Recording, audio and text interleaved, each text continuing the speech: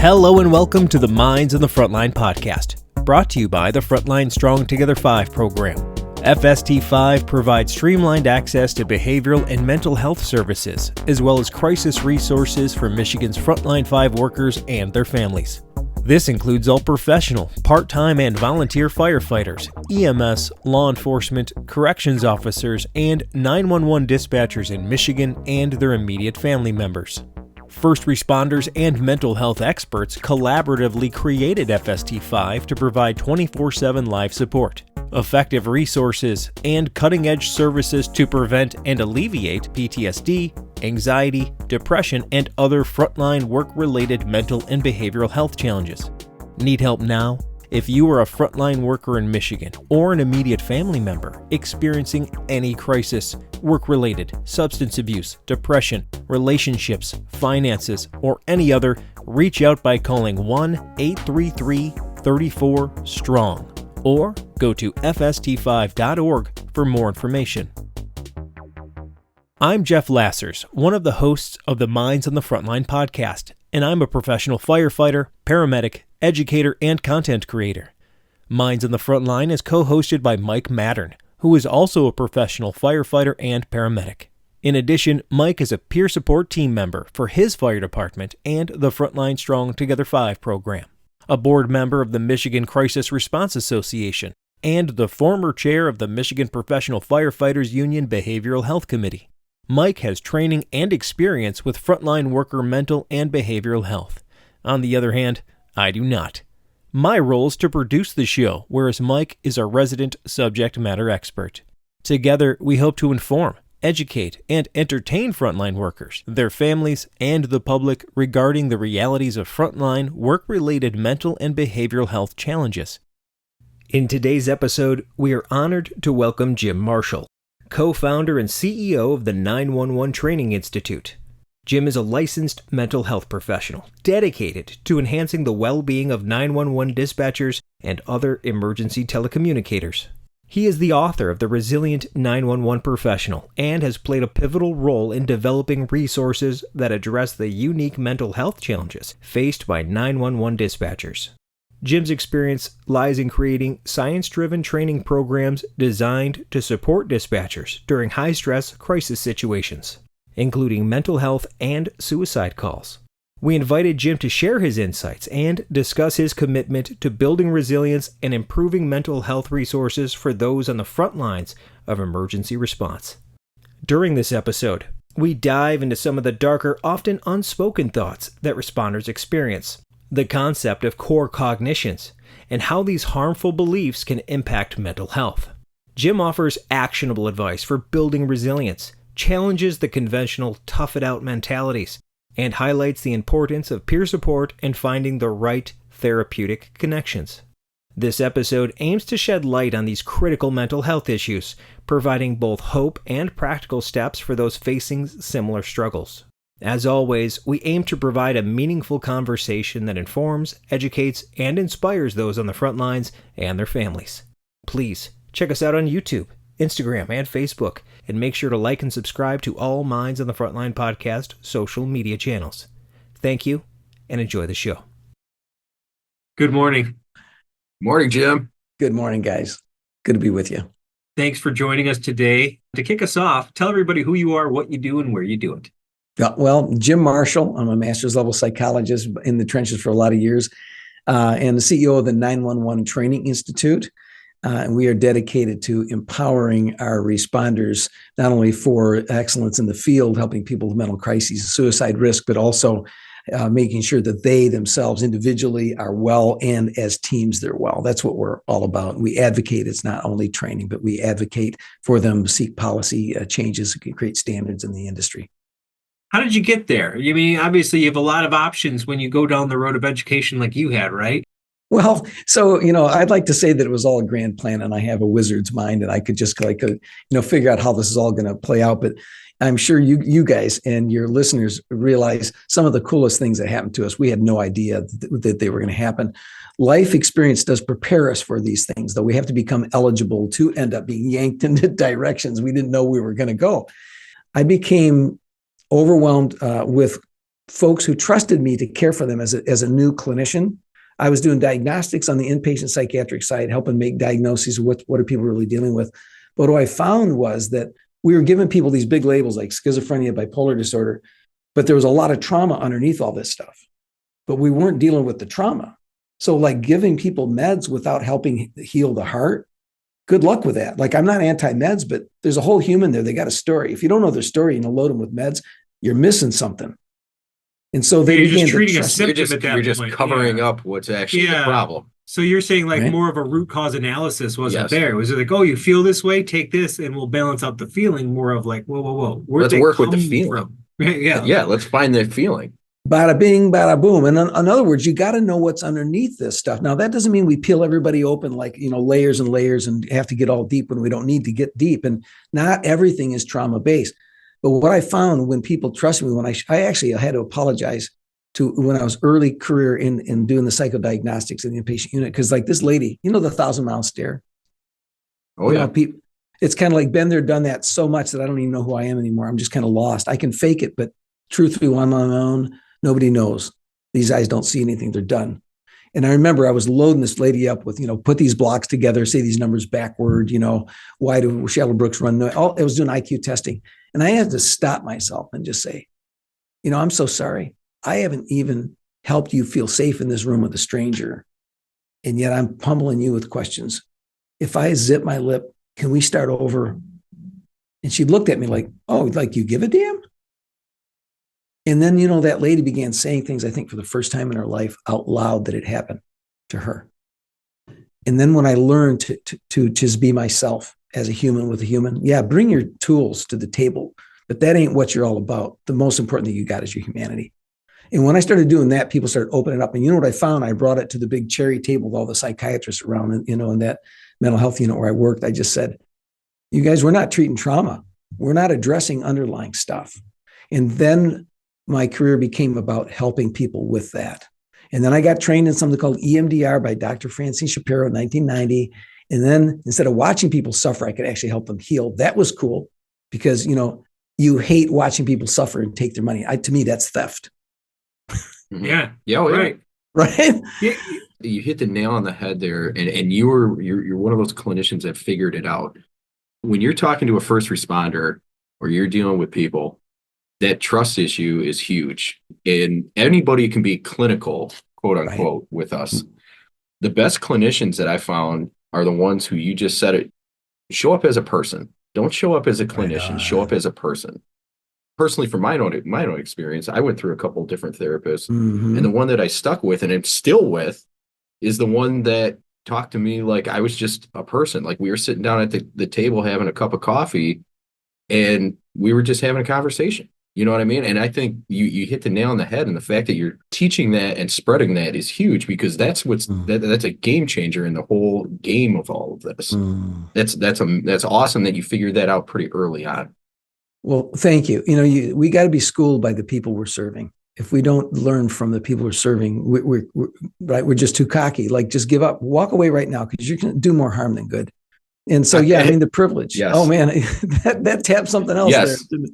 That's what we're shooting with the Frontline Strong program and FST5 and all of this is the clinicians are starting to listen to us when we say, hey, this is what we need. I know the traditional schooling, I know the books say this, and this is how you treat this and that, but they're finally starting to listen and go, well, will this work? And when we look at them and go, nah, that's not going to work. No one's going to talk to you. Don't even go there. Like, people are starting to be open enough to realize that we can listen to this group of people and say, hey, this is what we need. And they go with it. They kind of put the ego down. They put the, everything aside. Well, it's just like we learn in medical school. It's being a patient advocate. That's it. I think that's great that it's starting to happen now, because I think for a lot of years it didn't happen. And that's why a lot of people didn't go see clinicians.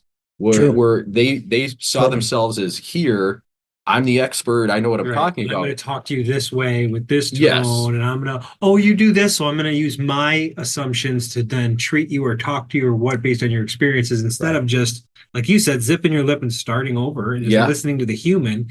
And I think, and you tell me, you probably learn more letting people just talk than you do even asking the question sometimes. Well, here's the deal.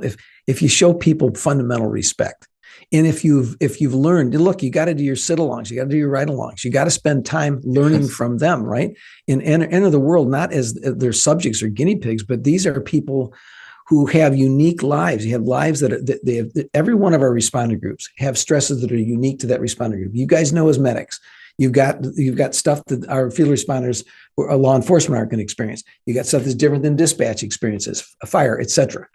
And so we have to be willing to just learn.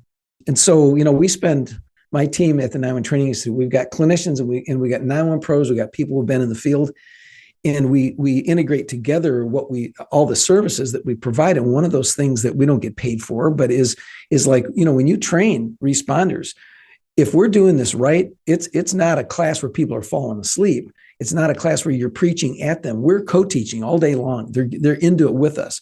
And so as we do that, people can sometimes they're making decisions very often that they need to do a next piece of personal work. Well, but they're not sure who to go to.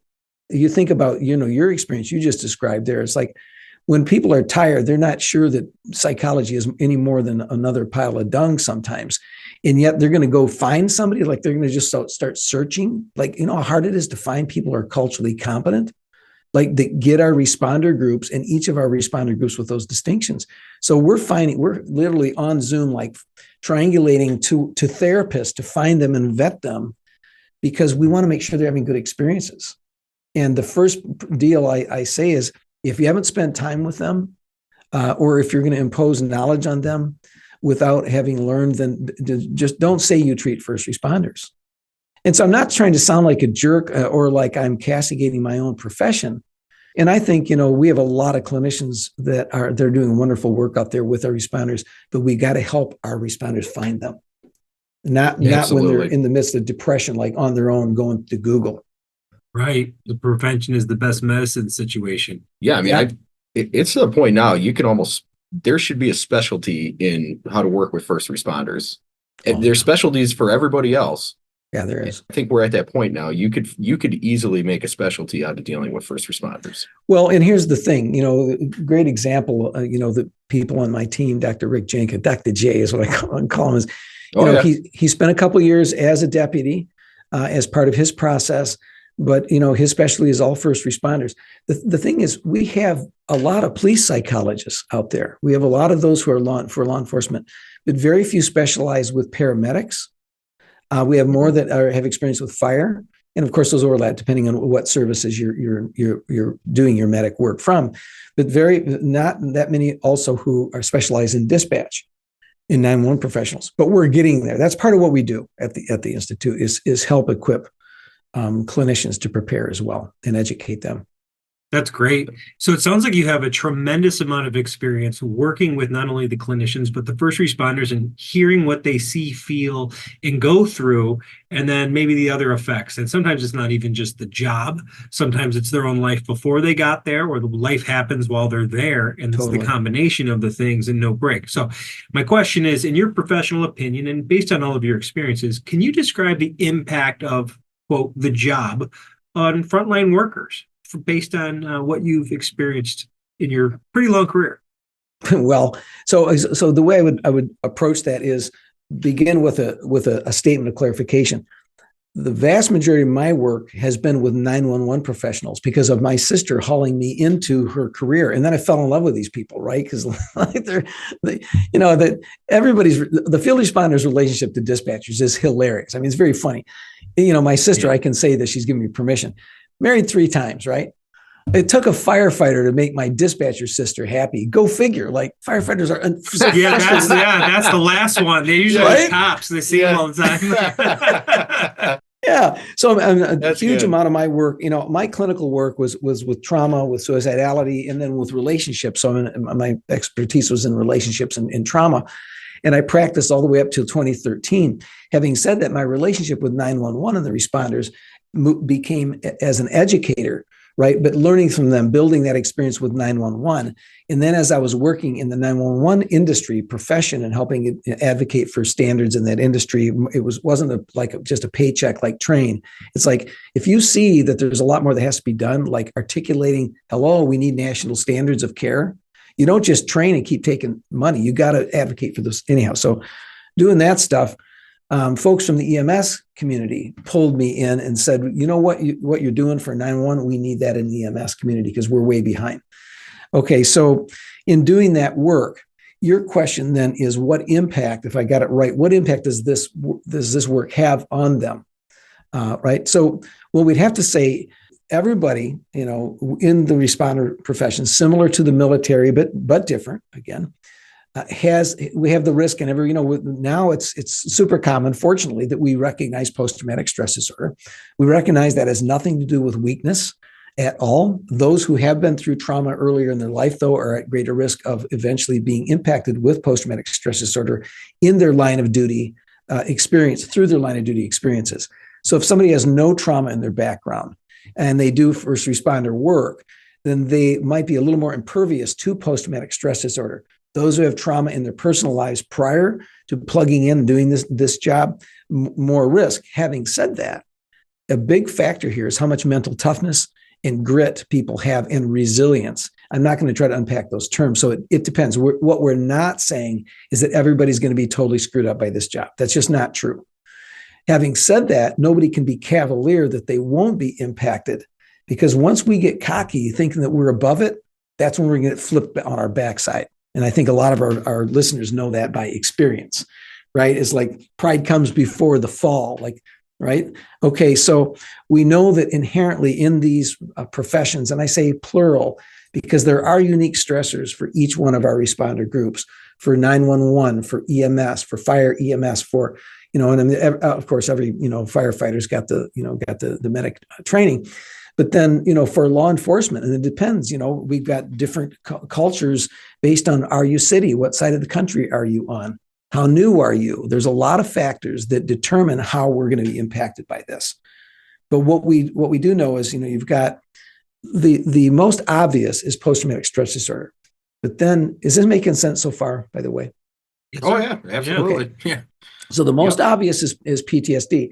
And we can't blow that off. It's really critical. But we got to ask how people get to PTSD. And here's where we got to be looking at prevention as well as the whole continuum to the point of rescue, where PTSD turns into complicated depression, suicidality. But let's back this all the way up. How do we get it? Well, one exposure at a time over the course of a career. For some, one major event knocks them on their ass, right? And it doesn't matter how strong they are, and they got to fix that. But what typically happens is we don't fix it, because if the culture is a suck it up culture, which is the traditional paramilitary culture, right? Well, then I'm good, I'm fine. You fine, I'm good. Let's keep going. Because, I'm not blaming our responders. They didn't know what else to do except keep going. Mm-hmm. And that was the most logical thing at the time for many years, because there wasn't an option. And most of the people that really founded our first responder communities were ex-military vets that came out of World War II and Vietnam. Right. Exactly. And when you think about the history, we didn't have psychologists embedded in the Civil War. World War I, II, Korea, Vietnam? It wasn't there. Now, at best, you had brothers and sisters in arms. At best. At best. Right? The peer support. Right. The peer support system of hey, we're getting shot at. We're doing this together. Yeah, we both got shot at. Let's talk about it. Organic peer support. It was. And right, and here's the deal. I mean, all of us knows that. We don't have to look as if we're talking about a they out there. Let's talk about ourselves. When my family was going through the death of a granddaughter, over 8 years of is she going to live? Is she going to die? And I don't mean to just throw that out there in an insensitive way, but it's like, as a psychologist, I'm a human first. I've gone through my own crap, my own trauma, and I don't hide behind my role. It's like, let's make this real. It's like when we're going through that as a husband, if I see my wife, we're trying to watch a dang movie to take our mind off the fact that our granddaughter's going to pick you, but then, so we watch a silly comedy movie. Well, then a kid dies in the movie. Oh, now I look at my wife. She's starting to cry. I got a choice. Part of my choice is I just want to turn the volume up on the TV. or like, just don't look. Because once you look, like, and by all means, you're locked in touch at that point. Yep. Right. Because what's going to happen if I turn off the friggin' TV and I put my arm around my wife? What's going to happen?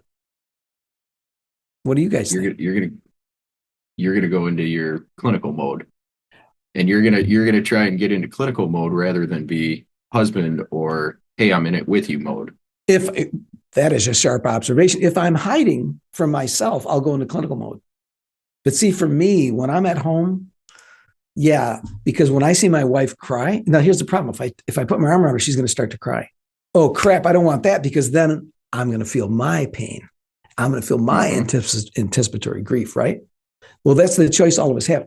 So it's like, what am I going to do? Am I going to roll with it and feel it? Well, okay, maybe I can in the comfort of my living room. But when you've got military and you've got responders in the middle of crap happening, if one of them starts to tear up, that can be threatening to the other one, because like, damn it, don't go there, because we got to hold this together. We got to keep going. So, what I've been a little bit concerned with, we kind of preach and judge, you should feel your feelings. Yeah, really, screw you, because it doesn't work for me if I've got to get my job done.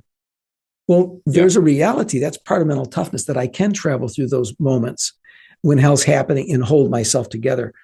On the other hand, what about in between? And they never learn what to do in between. And there wasn't psychology that got responders embedded through history. So that it's got to be more than one thing. It's got to be more than just suck it up. It's also got to be, okay, now that we have the opportunity, but now don't mess with me, because if I start to feel it, I don't know if I can. It's like Humpty Dumpty. I don't know if he can put me back together again. So don't screw with me. And so, does that make sense? And I found that even doing like the peer support stuff, there's times where we'll go out and do, a call out, and the situation is, you're feeling their situation. Just like you talked about, like, I got to hold it together because I'm here to take care of these guys. Right. And the situations arise where you're like, I'm going to lose it here if I don't put it out of my mind real quick. Yeah. And you're there for them. You're going to try not to add on to them. But when it comes to the peer support stuff, one of the things that I think we really need to talk about, you need to be debriefed afterwards. Right. Because you need to feel those feelings and you need to talk about those feelings. If I'm there to tell you, hey, let's talk about your feelings, that'll make you feel a lot better, and I'm not doing it on the flip end, then I'm not practicing what I preach. And I think, unfortunately, we see a lot of peer support people who complete suicide. And I think it's important that, we're not only taking on our own traumas, our own stresses, but now we're taking on other people's. And like you talked about, big statement. We'll hold it together while we're doing while we're doing a call out or a debriefing or whatever. It's so important after that debriefing is done that those peer supporters get debriefed, just for the fact that you just talked about. I need to let that go. I need to talk about it. And I'm glad you brought it up, because it's paramount. You're making a huge statement. And this is the way I love these conversations go, because we're co-teaching, right? We have different roles, but it's complementary. And that's absolutely it. So part of that is coming back to Jeff's, your question about how are our responders affected. I put our responders in a group of what I call extraordinary caregivers. And that's not a phony pat on the back. Oh, they're extraordinary. I couldn't do your job. Okay, Barf City. I don't mean it that way. What I mean is we're doing work that's out of the ordinary because we're more frequently exposed to potentially traumatic events, and we can't predict when those events are going to occur. It's a technical term, extraordinary caregivers.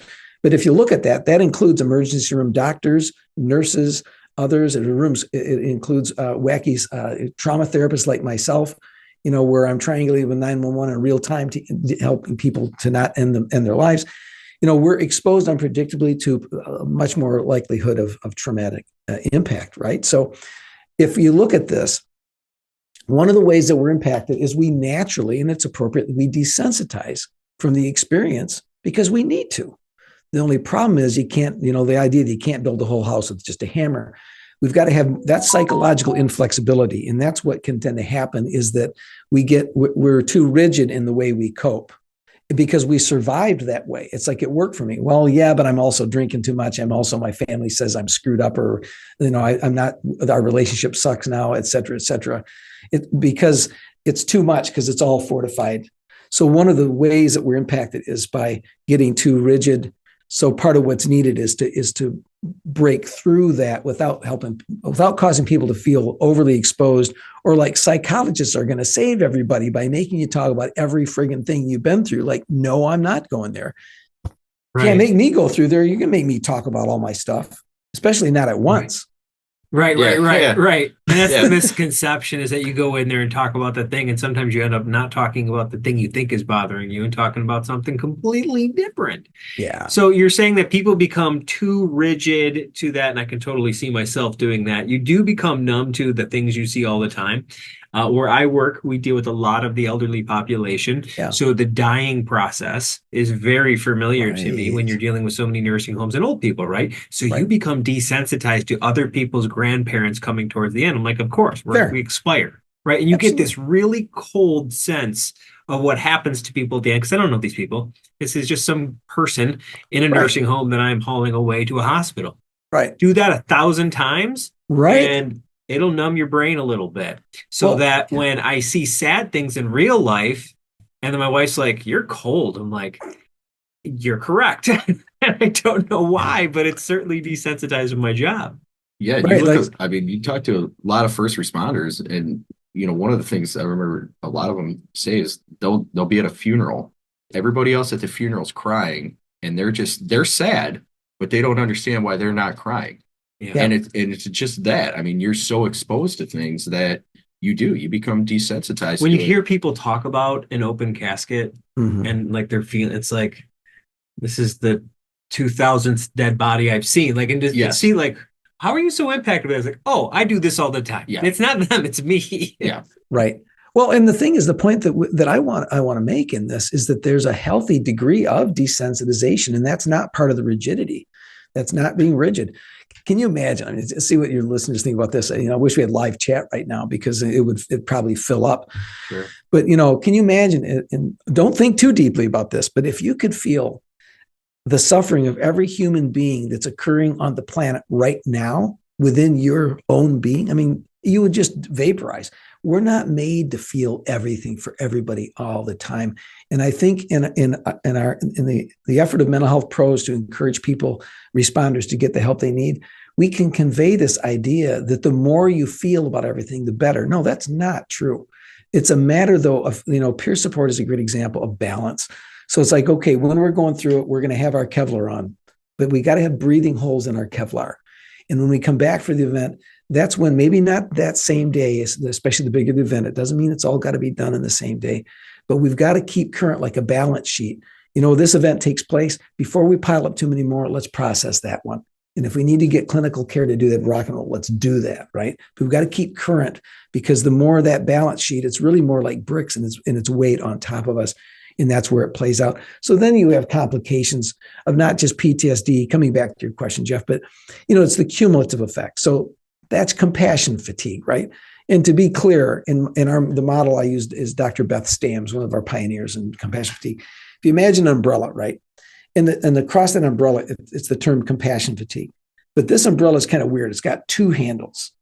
One handle is the burnout, which everybody's known about since the 70s, right? Burnout. And that's, I like the country songs, like "When Your Give a Damn's Busted," that's burnout, right? Okay. And we get irritable. We don't care the same anymore. Our family's telling us there's something, we're weird. We're changing. We're not sleeping well. We're drinking too much, whatever. We got to watch out for illicit crap going on. Our boundaries are getting blurred with other humans, maybe sexually. But then on the other handle is the traumatization. And that is where we may not be having flashbacks and full-blown nightmares, but man, our hyperarousal, our situational awareness is off the charts. We're almost always in a pre or active fight or flight mode. And so you look at those combinations together, cumulatively over time, when both of those are at play, we call that compassion fatigue. And that is a big one. Along with that, you have problems with sleep deprivation. You have changes in weight gain, weight loss. You've got issues with what we call our psychophys. So everything psychologically that's intense that comes in plays out physiologically in all of our systems, right? So you can have changes in many aspects of health, which you guys know. I mean, I'm talking about. Yeah, we actually had somebody on the podcast, and what she said was so great. She said that unexpressed emotions will manifest themselves physically. And it was like, she just put it so well. It's like, you better do something with that feeling or it will do it to you. The stored potential energy of it's swirling. It needs to get out, and it could come out, and you, like you said, expressing it in bad ways, drugs, alcohol, sexual stimulus, or you could have good resilient coping skills to help manage those things. And that's kind of the key there, right? Is it's gonna get out. It's up to you to set yourself up to allow them to be in good ways. Right. Because how you feel isn't wrong. It isn't wrong how to feel that way, right? Right. We're humans. We're going to have reactions. It is what we do with it. And so, and it plays out in terms of metabolic syndrome, where you've got more risk of the diseases that kill Americans a lot. But, stop action that. Come back to what you just said, because what our responders are used to is people talking about the problems. You were just bridging us to where we go with that without cheapening the discussion. And I respect it very much. You just brought us to the next point. And that is, I have to say, and I used to speak more politely to leaders than I do now. I always speak with respect, but they don't need me to be polite. It's like TikTok, time's money, man. Tell us what you really think, Marshall, because don't mess with us, And if we look at this, there's been a lot more mental health support, and we'll have police departments and sheriff's departments where they have not had psychological care and support, depending on whether or not the respect is there, the funding is there, depending on where they're at in the country, et cetera, where they're at in the state. But then overall, historically, we've built out a lot more awareness of the needs of our law enforcement officers for mental health supports. We're behind still in different areas within our LEOs, right? Our agencies, LEAs. But we're way behind still in terms of our medics and our 911 professionals in getting them the care that they need. And it's got to start with, how do I recognize, Jeff, per your point, that I need to talk to a peer supporter? Am I in touch with what's going on within me? It's not like we're trying to diss the managers of our agencies. I mean, here's the thing. They grew up the same way you guys grew up.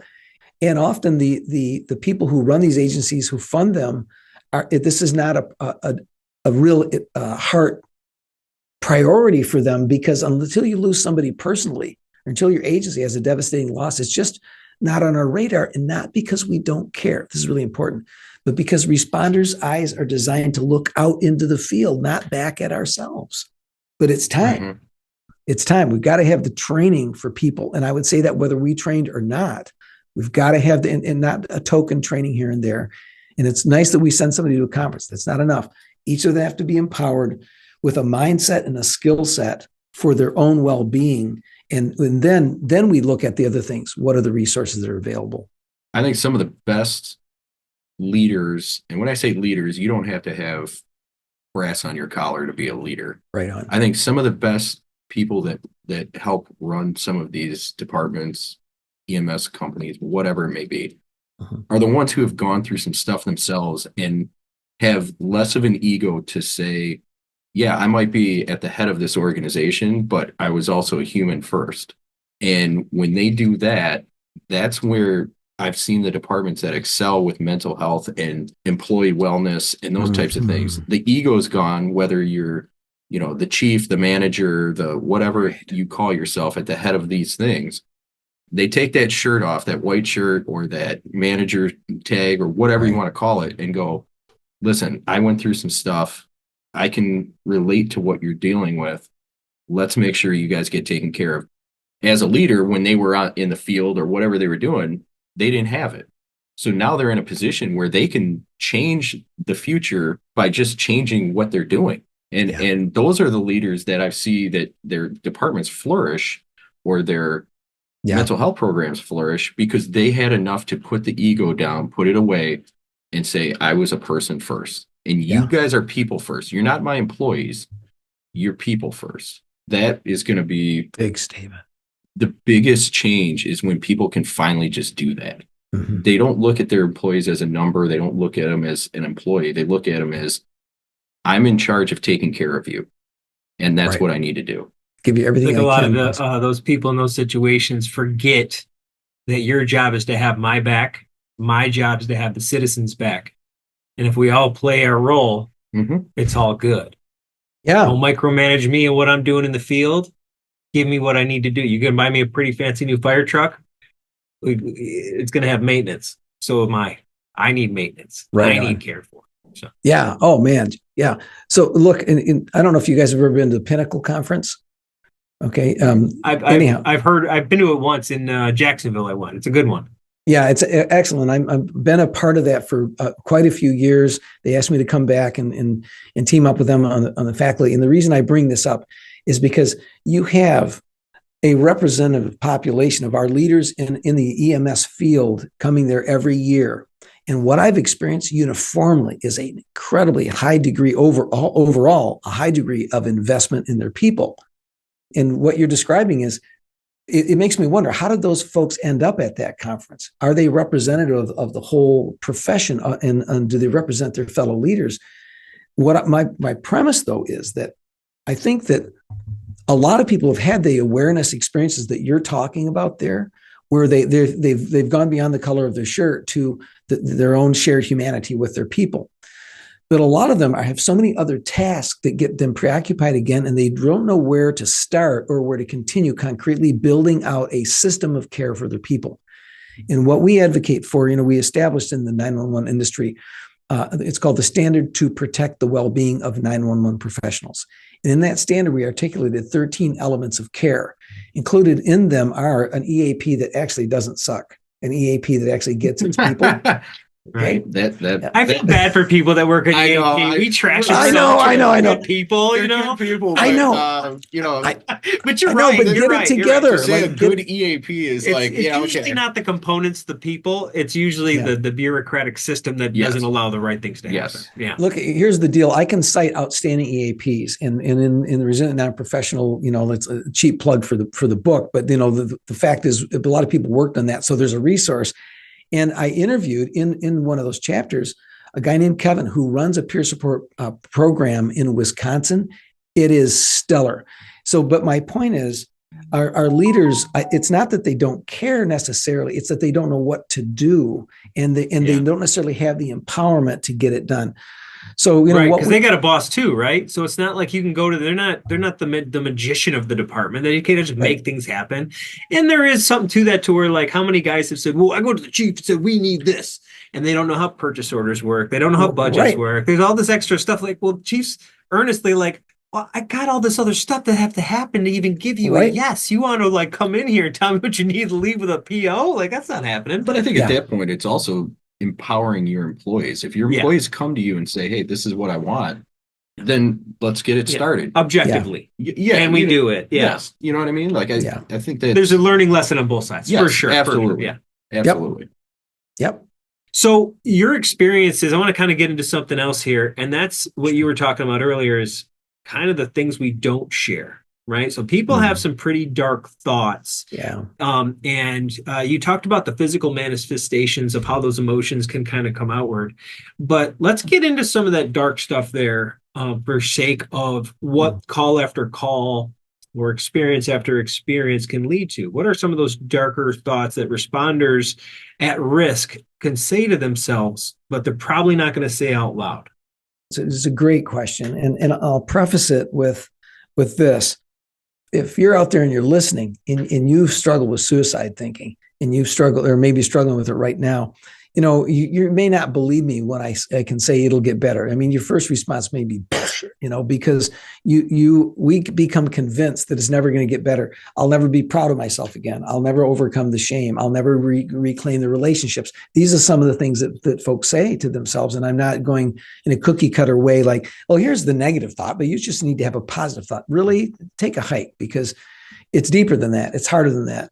And when it's in your face and in your head, we are convinced it's true. And it's incredibly seductive. Like, it'll never get better. I'm not lovable. I failed. I don't deserve to live. It was my fault. And so we have all these become core beliefs, whether we believe them our whole lives or whether we got indoctrinated through military experiences that we had, where we have condemned ourselves for shortcomings, failures, whether we feel we violated our own code of conduct so that we now, like, I don't respect myself. I've lost respect for myself. I'm not good enough. I don't deserve. these are some of the ways in which we think that fuel depression and can fuel suicidality. They're also incredibly common amongst phenomenal people. And what we need is for those who have lived through that to tell the stories about what flipped for them. How did they realize before it was too late that these things that seem the most true? Look, here's the deal. I've never said it quite this way before. But that which seems the most true and is the most dangerous for you is probably the most false thing in the world.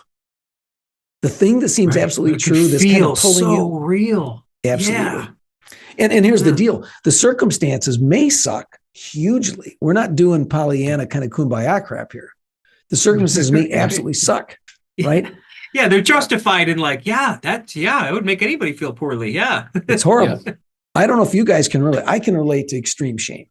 In my life, so some of the crap I've gone through and sense of shortcoming, I can relate to feeling like maybe I just don't deserve the planet anymore, And so I'm not talking just from, the clinician said, screw that. What I'm saying is when we're in those dark moments, the things that can seem like they should lead us to the edge and over the edge are the things that are the most untrue. And so what do we need? Well, you know what? We may not have the energy or the strength in those moments to do a whole lot of anything. But don't drink the next beer. Don't drink the next shot and call somebody who gives a damn, even though part of you says they don't see. Part of us wants to convince ourselves nobody cares. Nobody loves me. No one can understand me. Those are some of the other thoughts. Yeah, you don't get it. You'll never get it. You just don't get it. It's this scapegoat we use. And it's funny because you and I were just talking before we started here, and the stuff that I do. I mean, I've had those conversations with those people who are suicidal. Like, yeah. They're calling me as they're suicidal. Yeah. And the best way I can explain it is they're not thinking clearly. They're in almost a fog of this fog that's covering them. It is a fog, man. It is a fog. All of those things. You're drunk on it, like you said earlier. Yes. It's almost like you're intoxicated. Yes. We've all done stuff where we went, holy, shit, I would never do that. Shit, I was so drunk last night. I did this. I mean, that's not him. He never does. Yeah, that. exactly. You're out of exactly. The yeah. And when you look back at it the next morning, you're like, man, I can't believe I did that, or man, I can't believe I said that. But at the time, it was the best option possible. It felt absolutely right and true. Yes. And the people who are suicidal and who are at that point, they believe those things because their mind tells you that it's real. Yeah. And when you're looking at it from the outside and you're trying to have conversations with them and say, hey, listen, you got this going for you. You got this going for you. Those types of things. It's hard to see that other side when you're in that fog. You can't see the road in front of you because that fog is so thick. You don't see the road. I'm standing 10 feet to the left. I'm not in the fog. And I see 3 miles down the road. That's right. And that's what's hard to try to explain to those people who are in that fog is that road is there. That road is long. That road is well paved. There's going to be some rough spots. There's going to be some potholes. There's going to be some speed bumps. But that road right there looks perfect. And to just get them out of that fog onto that road, if you can do that, you're there. But it's hard to talk to when you're talking to those people in that fog. They believe it. I mean, it's when you're in that fog, you believe it. Your mind tells you that those things are completely real. Beautiful. It's a powerful statement. And here's the thing, like we're speaking about this right now. And I think the way that we should be speaking about it, and that is if you're listening, whether it's for you personally, or if you're listening as someone who wants to support your peers, whether in a formal role or not, here's what I think is part of what's going on here. And I say this by reflecting back on my own lived experience of suffering, as well as those who have been alongside and some of whom have lost. And I think in those moments, when that encouragement is there, look, I know you can't see through the fog, just grab my dang hand and let me just pull you in over to the other side here. And then we'll help to build a plan of survival here. I think there's a self-disqualification that takes place. All right. And I hope if somebody's listening and they're going to go, oh, wait, damn, like that's a thing. Like I'm not the only one that thinks that way. And that's part of what can break the trance. In a way, what we have to do is break the trance. It's like sucking the fog out of the brain, right? So back up to that moment. I don't think it's ever going to change. Oh, no, it'll change. Things can get better. Yeah, I'm sorry on that. No, you're not understanding me. You stop trying to, encourage me and tell me it's going to get better. Here's why I don't think it's going to change. Because tomorrow I'll still be the failure that I am today.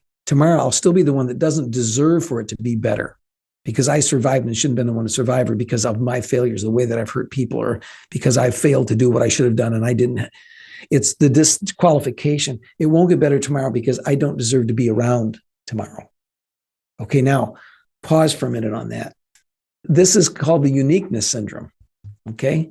It's I believe I'm uniquely invalid, uniquely screwed up, uniquely deserving death, uniquely deserving to be punished, to not have a good enough life. Okay, I'll live, but I'm just going to make sure that I'm not very happy because I don't deserve to be really happy.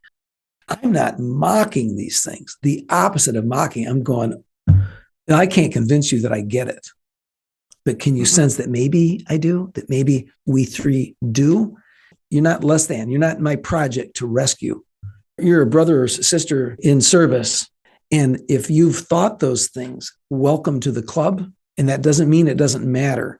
It means you're not alone and it's not unique. And so nobody's going to, blow smoke up the kilt. You already got the fog. But it's also not as fatal, right? That's the point. The thinking that we have right now, what I want to do is help people realize if you can relate to those obstacles, like I'm disqualifying myself from getting care and from living because I all these things that I tell myself, yes, and so have others. And here's the deal though. Acknowledge those thoughts are there. That won't kill you. Acknowledge they're there, all right?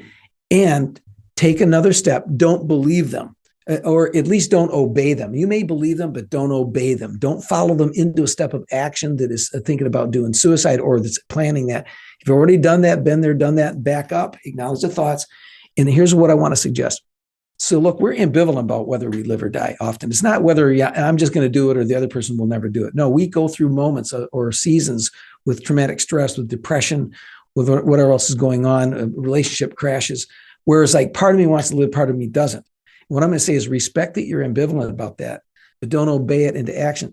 Part of what happens is I say to myself, no one is there to reach out to, because if I thought about who actually is there, then I would have to accept help, and I'm not sure that I deserve the help. So we can tell ourselves nobody's really there, but that's rarely really the case.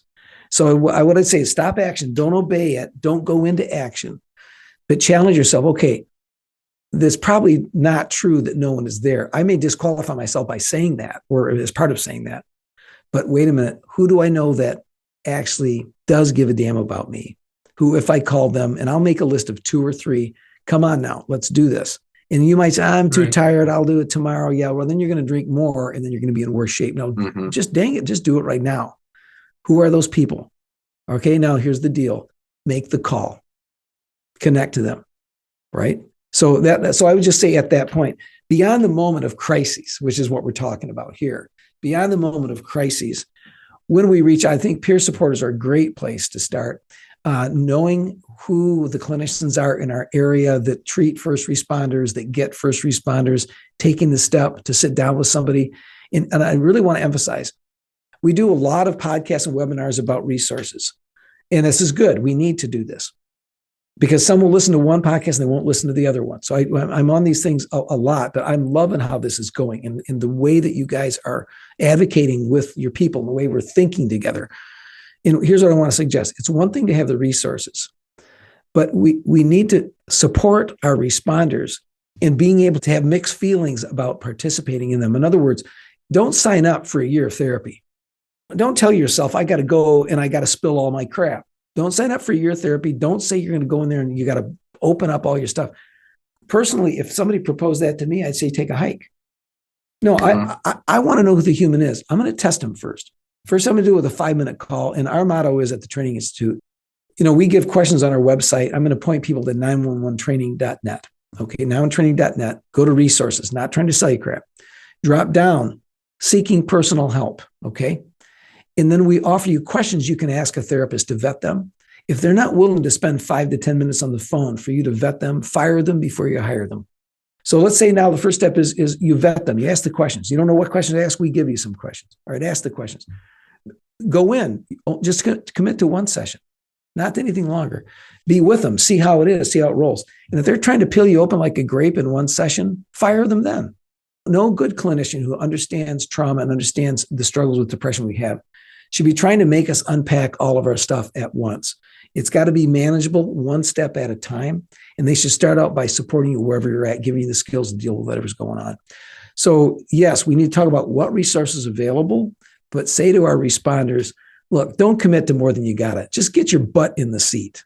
Just get your butt in the seat one session and then go from there. Yeah. Even how about just talk to a peer supporter or have a conversation about coping skills. And, a number of times you say reaching out to people, man, if that isn't a reminder for having a good network or a tribe around you, friends and family of any type. Yeah. And I think first responders, we read people very well. Oh, yeah. We read people like a book very quickly.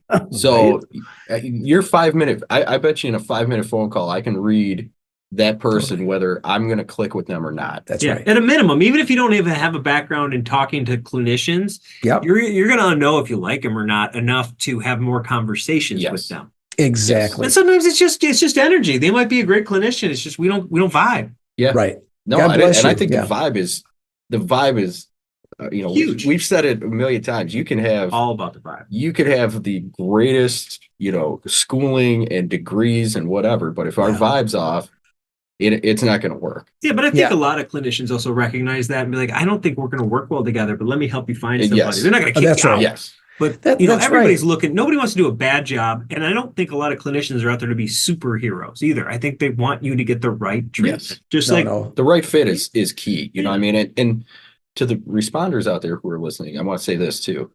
If you go to that first person, you take the time, you find that person, you go see them, and you don't click.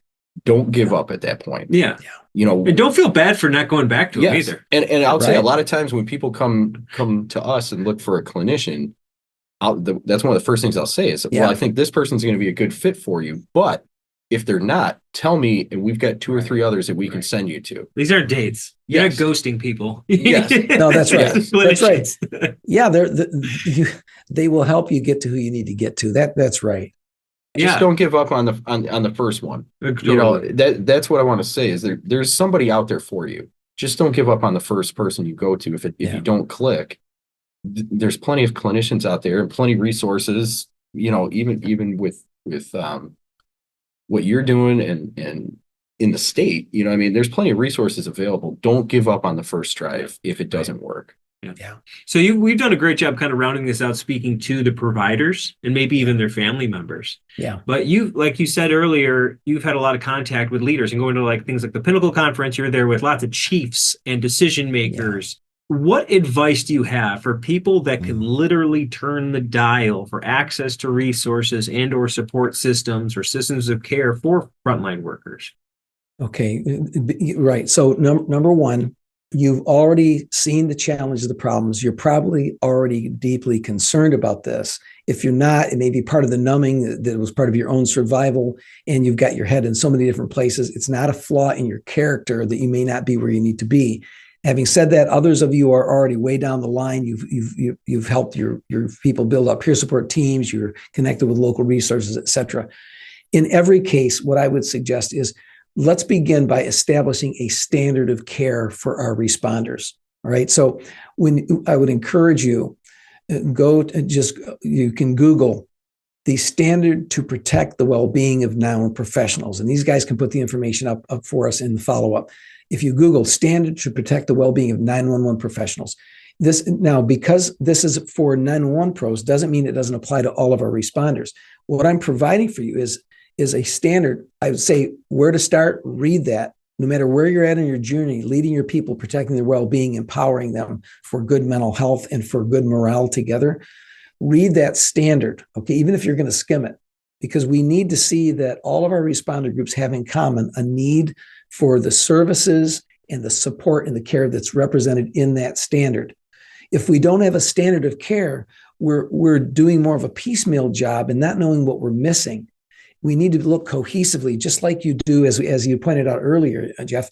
When we're building our systems, our protocols, we think about all the technology in the equipment that we have to systematically care for our people in the field. The standard declares how we can be systematic in caring for your own responders and empowering them. Start by reading the standard. Okay, that would be a first step. Then, if you're involved at a state level or a national level in your profession, irrespective of which one that is, you can say, do we have a standard like this? If we don't, how do we go ahead about building that? Having said that, as an agency manager, just read the standard and then ask, where are we right now? Pull step 2 or step 3. If the first one is respect where you're at already in your investment. Step 3 would be, who are the people on your team who have been there, done that, who are champions for this, or who are willing to step up and help you build out the support services that are defined in that standard? Like, we are hard on EAPs, but we have guidance for what to do to improve EAPs. Do you know who your clinicians are? Do you have financial counseling for your people? Are we doing anything about the staffing issue, about organizational wellness? Don't be overwhelmed. Don't try to do it all at once, but pull together a couple people who will be your champions, who you can delegate the work to, and then ask, okay, where are we at now? What would be our next wisest step to build out our care for our people? That would be the starting point. I love it. Well, great. Yes. Yes, 100%. Sign me up. Yes. Okay. Absolutely. We're on board with all of that. Problem is, we don't make any decisions. We're just podcast dudes. Yeah. Oh, you're just okay. We just have a microphone in front of us. Our job's easy. We tell everybody what they should do. Yeah. I don't know, our democracy. And we try to practice most of it. Well, you guys, Exactly. it's really, I can see the heart you have, and the power of media is part of the history of our country, right? You got 3 branches of government, but if you didn't have the 4th estate of media, man, we would have been toast a long time ago. So the fact that you have the power of the spoken word, and we want to embrace that, and I hope that we've been helpful for people today in that. I'm super grateful for being with you. Well, this will help brighten what I like to say we're doing is we're creating this lighthouse and telling everybody there's hope. Like, come over here, right. And you're one of our guests who are helping us make that light brighter and reach further. So thank you for being a part of doing what we do, in hopes that somebody listening now that recognizes some of the things we kind of pointed out finds it easier to reach out.